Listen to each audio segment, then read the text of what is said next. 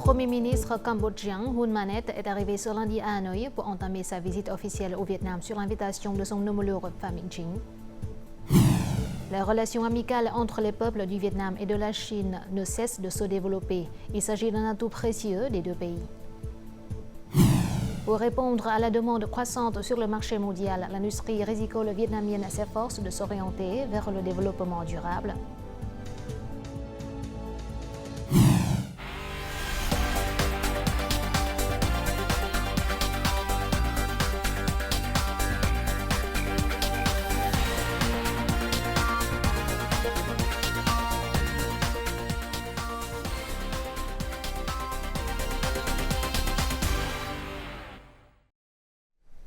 Mesdames, Messieurs, bonjour, bienvenue au journal francophone de la télévision du Vietnam. Voici tout de suite l'actualité du jour.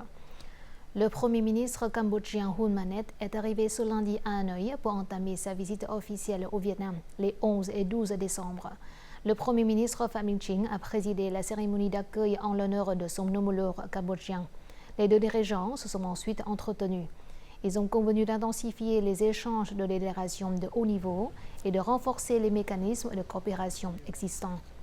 Les premiers ministres vietnamiens et cambodgiens ont affirmé leur engagement à promouvoir la coopération bilatérale en matière de défense et de sécurité, contribuant ainsi à la paix et à la stabilité dans leurs deux nations.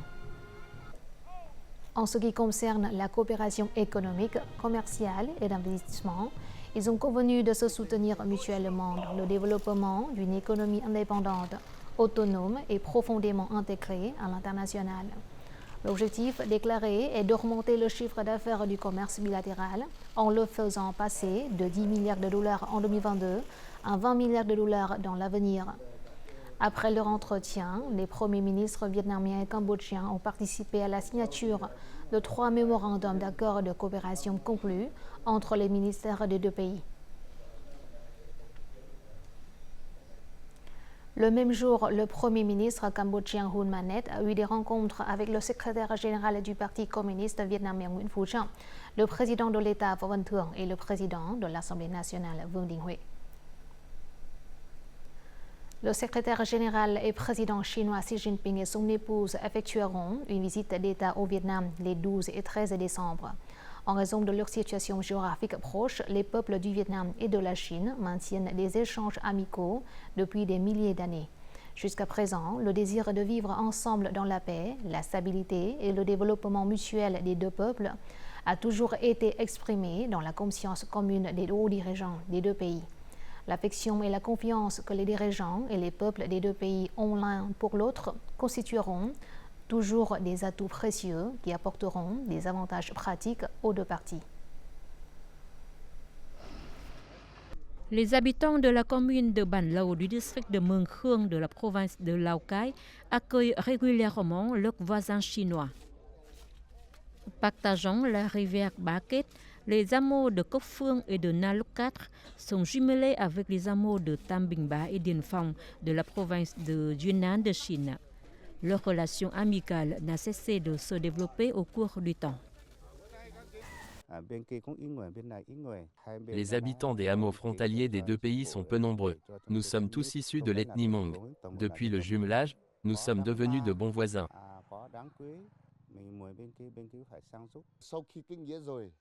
Nous comprenons et parlons la langue de chacun, ce qui facilite la communication. Nous avons même signé un mémorandum pour interdire la pêche et protéger ensemble la frontière.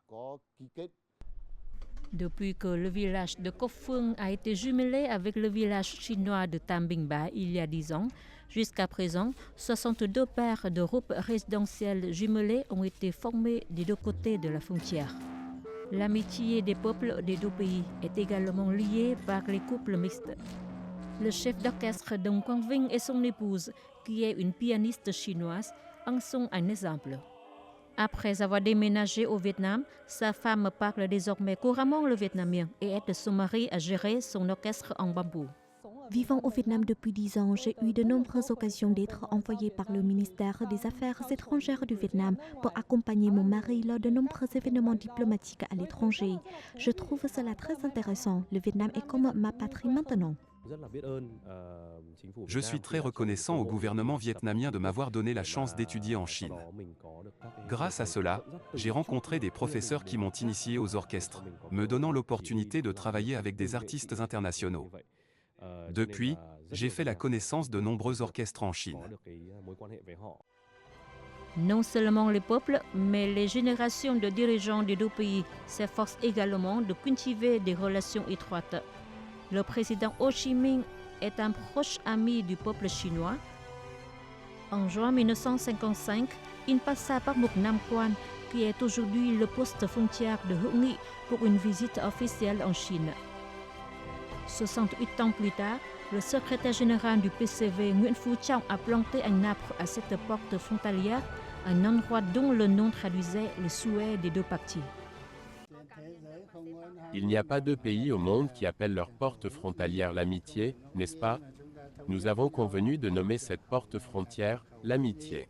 C'est un nom très significatif. Les relations Vietnam-Chine ont toujours été des relations de bon voisinage. L'amitié traditionnelle, mais aussi la camaraderie construite et entretenue par les générations de dirigeants, est un atout précieux qui doit continuer à être protégé et promu par les deux peuples. Selon le comité populaire de la ville de Mong Cái, de la province de Quảng Ninh, à partir du 11 décembre, les personnes et les touristes munis de passeports et de carnets de voyage sont autorisés à passer la douane par le poste frontière de Bac Luân 2. Auparavant, ce poste frontière ne s'occupait que de l'import-export de marchandises. Le dédouanement commencera à 8h15 à 11h12 le 9 décembre, heure de Hanoï. En plus des articles traditionnels, 6 articles supplémentaires peuvent désormais être importés en Chine via le poste frontière de Dong Hưng, de la zone du poste frontière de Bac Luân 2, à savoir le fruit, les aliments, les fruits de mer surgelés, les animaux aquatiques utilisés pour l'alimentation, les variétés de plantes et les herbes pouvant être utilisées comme aliments. Notre journal continue avec 2 autres informations liées au secteur agricole du pays. Dimanche soir, le Festival des crevettes de Cà Mau et le Forum de connexion des produits au COP du Delta du Mekong 2023 ont été officiellement ouverts sur la place Phan Ngọc Hiền dans la ville de Cà Mau, province de Cà Mau. Le vice-premier ministre Lê Minh Khái a assisté à l'événement. La cérémonie d'ouverture comprenait des représentations artistiques faisant l'éloge de la patrie du peuple et de la culture unique de la région du Delta du Mekong. Il a également présenté l'histoire de la création des crevettes de haute qualité Cà Mau, qui gagnent progressivement en reconnaissance sur le marché international. Ce festival devrait contribuer à accroître la valeur ajoutée de l'industrie crevettière de Cà Mau. Le festival se poursuivra jusqu'au 13 décembre et propose un large éventail d'activités diverses. L'exposition La route du riz a été inaugurée le 11 décembre dans la province de Hậu Giang dans le cadre du Festival international de l'industrie du riz vietnamien Hậu Giang 2023. L'événement intitulé Voyage du centenaire du riz vietnamien est l'un des moments forts du festival. Il présente une rame d'images depuis les souvenirs historiques de la riziculture jusqu'aux pratiques modernes. L'exposition présente également la carte du riz vietnamien qui présente différents types de riz provenant de 63 provinces et villes du pays. Le festival devrait attirer environ 200 délégués internationaux de 39 pays et territoires du monde entier. Il restera ouvert jusqu'au 3 janvier 2024. 2023 marque une année fructueuse pour l'industrie rizicole vietnamienne. Le Vietnam a récemment remporté pour la 2e fois le prix du meilleur riz du monde. En outre, les exportations de riz ont enregistré une croissance impressionnante, atteignant 8 millions de tonnes pour une valeur de 4,5 milliards de dollars. Pour répondre à la demande croissante de riz sur le marché mondial, l'industrie rizicole du Vietnam a mis en œuvre une nouvelle feuille de route pour le développement durable. Cette feuille de route vise à s'appuyer sur les réalisations passées et à apporter davantage de bénéfices aux agriculteurs. La mise en œuvre du projet d'1 million d'hectares de riz de haute qualité, associé à de faibles émissions et à une croissance verte, est une priorité pour les 12 provinces du delta du Mekong d'ici 2030. De plus, le projet de transformation agricole durable, VNSAT, a apporté de nombreux avantages à la région, notamment en termes d'évolution de la production depuis 2015. Grâce à l'utilisation de machines modernes, les agriculteurs ont pu réduire la consommation d'eau d'irrigation de 50%, ainsi que l'utilisation d'engrais et de pesticides de 40%. Cela apporte non seulement des avantages environnementaux significatifs, mais aide également les agriculteurs à augmenter leurs bénéfices de plus de 30%. La vente de riz de haute qualité aide les agriculteurs à obtenir de meilleurs prix. Nous sommes donc contents de respecter les normes de durabilité. Le Vietnam est en train de passer des techniques de riziculture traditionnelles aux techniques modernes qui contribuent à réduire les émissions. Ce changement permet également au Vietnam d'être le premier pays à participer au marché des crédits carbone, spécifiquement pour la riziculture. Selon la Banque mondiale, la création d'une zone rizicole de haute qualité dans le delta du Mekong pourrait potentiellement réduire les émissions de carbone de 10 millions de tonnes et générer environ 100 millions de dollars. Dans la tendance des consommateurs de plus en plus intéressés par les produits étiquetés à faible teneur en carbone, le riz vietnamien fera la différence. En outre, si la technologie est appliquée à la gestion de la production, des champs aux usines de transformation, le Vietnam aura une industrie rizicole plus moderne et plus professionnelle. Le ministère a proposé un plan d'action pour ce projet, qui implique la recherche de capitaux auprès d'organisations internationales. Nous mettons également en œuvre un programme visant à éduquer les communautés locales et à sensibiliser les agriculteurs aux avantages de ce projet d'1 million d'hectares de riz de haute qualité, ainsi qu'à ses différences par rapport aux techniques traditionnelles de culture du riz. Le delta du Mekong disposera de 200 000 hectares supplémentaires de riz participant au projet d'1 million d'hectares de riz de haute qualité lors de la prochaine récolte hiver-printemps. Au cours des 3 prochains mois, le Vietnam continuera de fournir du riz de haute qualité au marché mondial. Nvidia s'est engagé à choisir le Vietnam pour construire son plus grand centre. Telle est l'affirmation de Jensen Huang, président et directeur général de Nvidia, le géant américain de puces électroniques, lors d'un séminaire organisé ce 11 décembre par le ministère vietnamien du Plan et de l'Investissement. Jensen Huang a affirmé que c'était le moment idéal pour Nvidia et le Vietnam d'établir des relations stratégiques dans les domaines de l'intelligence artificielle et des puces.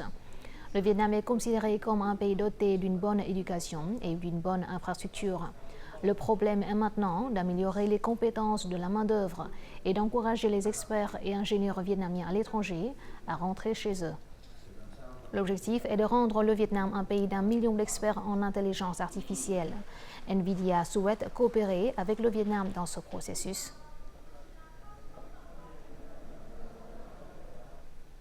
Voici tout de suite les taux de change et l'indice de la bourse du Vietnam.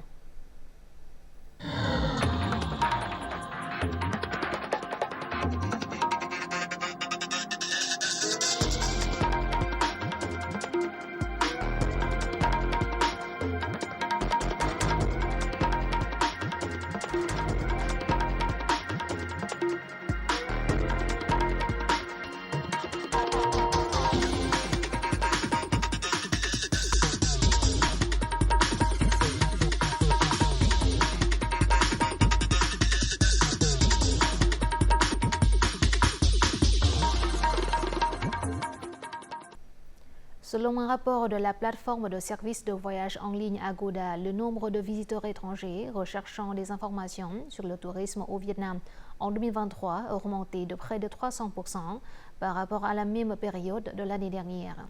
Parmi ces visiteurs, la République de Corée enregistre le plus grand nombre de recherches, suivi par les États-Unis, le Japon, Singapour et la Thaïlande. Le représentant de la plateforme a également déclaré que cette augmentation significative des recherches de voyage liées au Vietnam reflète la popularité et l'attractivité du pays auprès des touristes internationaux. Cette hausse peut être attribuée à des options de voyage pratiques, à des programmes de promotion de l'image de la destination, à des politiques de visa assouplies et à des incitations attractives au voyage.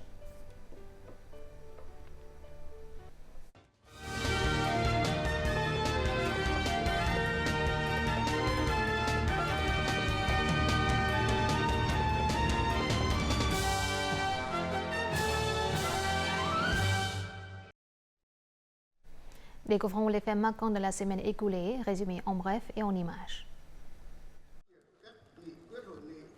Une conférence nationale sur la résolution du 8e plénum du Parti communiste vietnamien, 13e exercice, a eu lieu le 4 décembre à Hanoï, à la fois en ligne et en présentiel. Organisée par le bureau politique et le secrétariat du PCV, cette conférence s'est concentrée sur les questions thématiques et les nouveautés de la résolution du 8e plénum du parti. L'objectif étant d'aider les comités du parti à tous les échelons à mettre en œuvre efficacement cette résolution. Lors de cette conférence, en faisant référence à la résolution 43 sur la promotion de la force de grande union nationale, le président de la République Boaventura a souligné que le droit du peuple à exercer un contrôle et la démocratie au niveau local sont de plus en plus renforcés. Les habitants sont donc impliqués dans les décisions des questions importantes du pays. Lors de la 13e conférence des procureurs généraux ASEAN-Chine, tenue mercredi 6 décembre à Hanoï, le président Boaventura a appelé les pays membres de l'ASEAN et la Chine à unir les efforts dans la lutte contre la criminalité. Cette édition est axée sur le thème de renforcer la coopération internationale dans la lutte contre les criminalités de haute technologie et transnationale. Cette conférence offre aux professionnels du pays de l'ASEAN et de la Chine une opportunité d'échanger leur expertise et d'initier de nouveaux projets de coopération afin de lutter ensemble contre les fléaux croissants. Le président de l'Assemblée nationale Vương Đình Huệ a participé les 5 et 6 décembre à Vientiane au premier sommet parlementaire Cambodge, Laos, Vietnam, CLV. Le premier sommet parlementaire CNV a marqué le renforcement de la coopération entre les trois organes législatifs. Lors de cet événement, le plus haut législateur des trois pays ont signé une déclaration commune sur la promotion du rôle des parlements dans le renforcement de la coopération intégrale entre les trois pays. Lors de la cérémonie de clôture au nom de l'Assemblée nationale du Vietnam, Vương Đình Huệ a reçu de la partie Laos la responsabilité d'accueillir le deuxième sommet parlementaire Cambodge, Laos, Vietnam, prévu en 2025. Le président de l'Assemblée nationale, Vương Đình Huệ, a effectué du 7 au 10 décembre sa visite officielle en Thaïlande. Il s'est entretenu avec le président de l'Assemblée nationale thaïlandaise, également président de la Chambre des représentants. M. Vương Đình Huệ a aussi été le premier président de parlement étranger à rencontrer le roi et la reine de Thaïlande. Les deux parties ont convenu de dynamiser le partenariat stratégique renforcé dans plusieurs domaines et de porter le chiffre d'affaires de le commerce à 25 milliards de dollars. Le 1er décembre à Hanoï, le vice-premier ministre Lê Minh Khải a accueilli le ministre français de la Transition et de la Fonction publique, Stanislas Guérini, en visite de travail au Vietnam. Le vice-premier ministre a proposé que le pays continue d'approfondir la coopération à travers l'échange de délégations de haut niveau, ainsi que des ateliers et des séminaires sur les domaines d'excellence de la France. De son côté, Stanislas Guérini s'est engagé à renforcer la collaboration avec le Vietnam, en particulier dans le domaine de la transparence des activités publiques et de la lutte contre la corruption. Du 4 au 6 décembre, plus de 1000 citoyens vietnamiens bloqués dans les zones de combat du nord du Myanmar ont été rapatriés sains et saufs.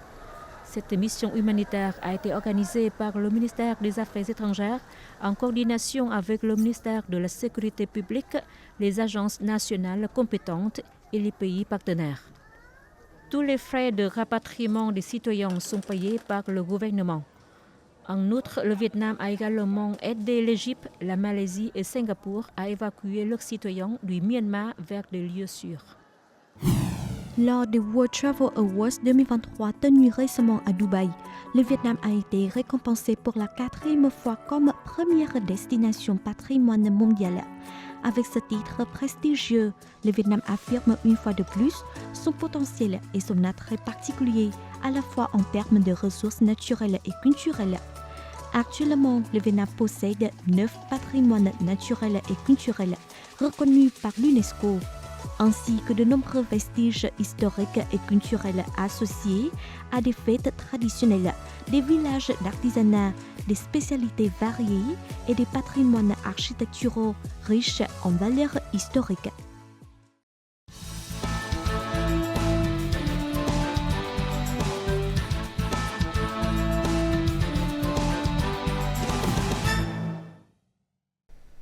Depuis l'Antiquité, le ginseng a toujours été considéré comme une plante médicinale rare et précieuse, utilisée dans certains pays asiatiques, dont le Vietnam.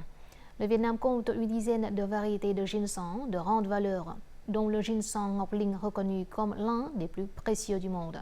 Nous en saurons plus sur les valeurs et la vitalité du ginseng vietnamien dans ce chapitre Le Vietnam en un clin d'œil.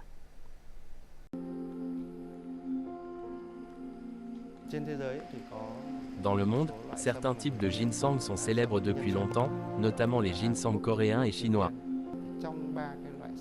Le ginseng vietnamien a été découvert plus tard. Ce n'est que dans la seconde moitié du XXe siècle que les plants de ginseng vietnamiens ont été découverts.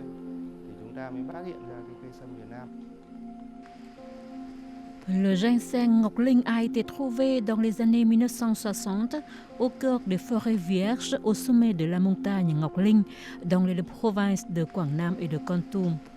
Selon les experts, il existe environ 10 types de ginseng précieux populaires au Vietnam, parmi lesquels le ginseng Ngọc Linh, qui est particulièrement rare et précieux et qui est reconnu comme le meilleur ginseng au monde.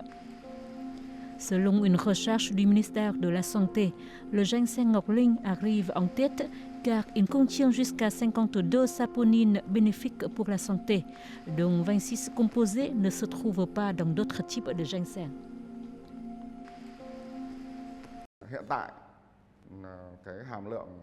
Actuellement, la teneur en saponine dans le ginseng vietnamien en général et le ginseng Ngọc Linh en particulier est environ 8 fois plus élevée que la teneur en saponine dans le ginseng coréen.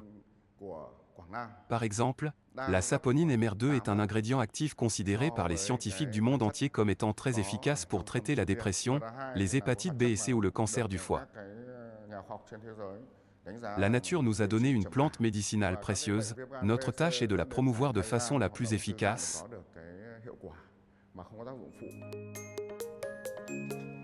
De nombreuses équipes de chercheurs japonais et sud-coréens sont venus au sommet de Ngọc Linh pour étudier le précieux ginseng. Tous ont admis que le ginseng Ngọc Linh est un cadeau inestimable de la nature.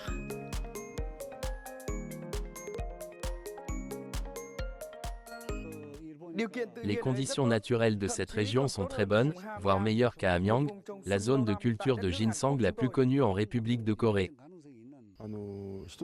C'est véritablement lors des montagnes et des forêts et je crois que c'est le facteur clé pour promouvoir l'économie locale. La rareté du ginseng Ngọc Linh réside également dans le fait que cette espèce de ginseng se développe dans les forêts primitives, à des altitudes de 1500 à 2100 mètres, là où le sol contient de nombreux micro-minéraux propices à la croissance du ginseng.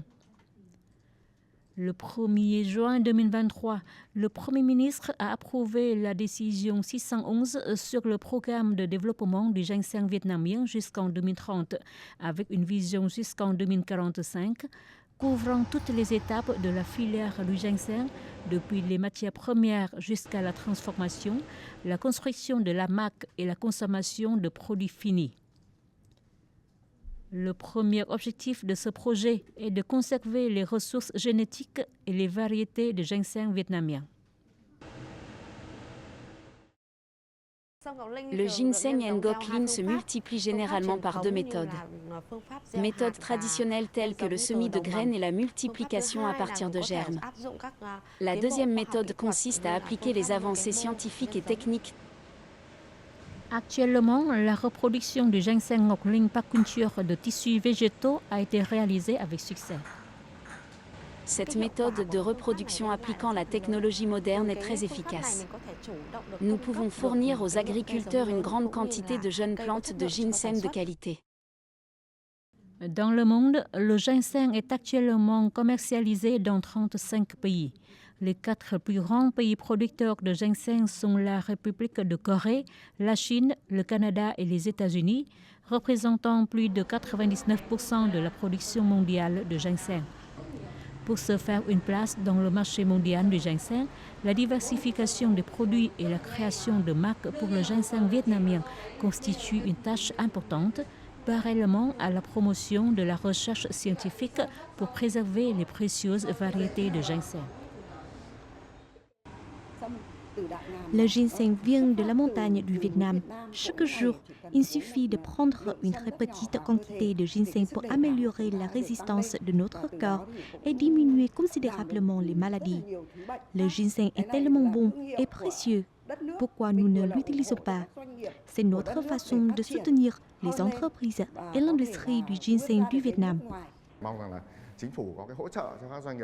J'espère que le gouvernement soutiendra les entreprises qui font de la recherche sur le ginseng afin de les aider à augmenter la valeur ajoutée du ginseng vietnamien pour qu'il devienne un véritable trésor. Absorbant pleinement l'essence du ciel et de la terre, les précieuses plantes de ginseng ont été réveillées et promues grâce aux politiques de l'État, aidant à améliorer le niveau de vie des minorités ethniques et contribuant à la protection de l'écosystème forestier. Voici tout de suite les prévisions météo dans les principales villes du Vietnam.